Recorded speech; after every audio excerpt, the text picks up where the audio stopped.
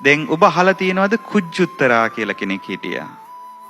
කුජ්ජුත්තරා කියලා කියන්නේ මේ බුද්ධ ශාසනයේ වහා වැටහෙන නුවණ ඇති උපාසිකාවන් අතර අගතනතුර ලැබපු කෙනා.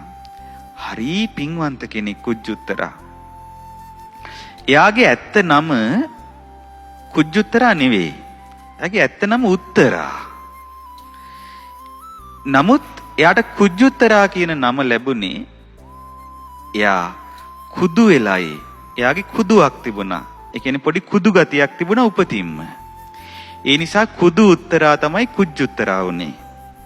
ඉතින් මේ කුජ්ජුත්තරා කියලා කියන්නේ සාමාවතී කියන බිසවගේ සේවිකාවක් විදිහට පරිවාර ස්ත්‍රියක් විදිහට තමයි මේ කුජ්ජුත්තරා හිටියේ.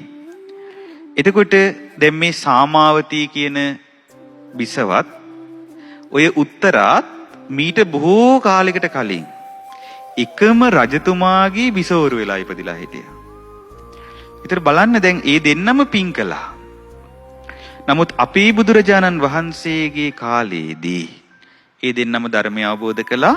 එතනින් සාමාවතී බිසව රජ කුලේනි උපන්නේ. රාජකුමාරිකාවක් විදිහට රජ සැප වින්දා. නමුත් උත්තරාට ඒක බැරි වුණා. උත්තරා සේවිකාවක් විදිහට ඉපදුනේ. ඒකට හේතුව මොකක්ද? ඒකට හේතුව තමයි එක්තරා ජීවිතයකදී සසර ජීවිතයකදී තමන්ට වඩා ගුණයෙන් වැඩි කෙනෙක්ට කියලා වැඩ කරවගෙන තියෙනවා. ඒ කියන්නේ එක්තරා ජීවිතයකදී සාමණේර ස්වාමීන් වහන්සේ නමකට කියලා තමන්ගේ යම් කටයුත්තක් කරවාගෙන තියෙනවා. ඒ ස්වාමීන් වහන්සේ ගොඩාක් හොඳ සිල්වත් ගුණවත් කෙනෙක්. ඒතර බලන්න ඒ කර්මය ආපු හැටි. දැන් මේ කර්ම විපාක එන හැටි හරි පුදුමයි. එයා කුදුනේ කොහොමද? එයා රාජකුමාරියක් වෙලා ඉපදිලා ඉන්න කාලෙක සසරේ එක ජීවිතයක එක්තරා පසේ බුදුරජාණන් වහන්සේ නමක්. පසේ බුදු කෙනෙක් කියන්නේ බුදුවරු පහළ නොවන කාලවලදී පහළ වෙන තමන් වහන්සේගේ නුවණින්ම ධර්මය අවබෝධ කරන නමුත් ධර්මය කියා දෙන්න බැරි උත්තමයන් වහන්සේලා. ඒ පසේ බුදුරජාණන් වහන්සේ නමක් ඒ රාජමාලිගාවට පිණ්ඩපාතේ වැඩියා. පසේ බුදුරජාණන් වහන්සේ නමක් කියන්නේ මහා ගුණවත් උතුමෙක්නේ. එතකොට ඒ පසේ බුදුරජාණන් වහන්සේ පිණ්ඩපාතේ වඩිද්දී ඒ පසේ බුදුරජාණන් වහන්සේට කිසියම් වූ හේතුවක් නිසා උන්වහන්සේගේ මේ පුංචි කුදු ගතියක් තිබුණා.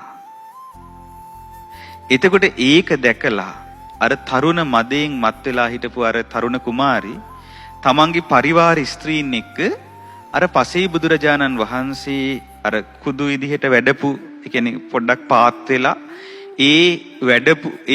වැඩම කරපු ආකාරය අනුකරණය කරමින් ඒ උපහාසයට ලක් කරා.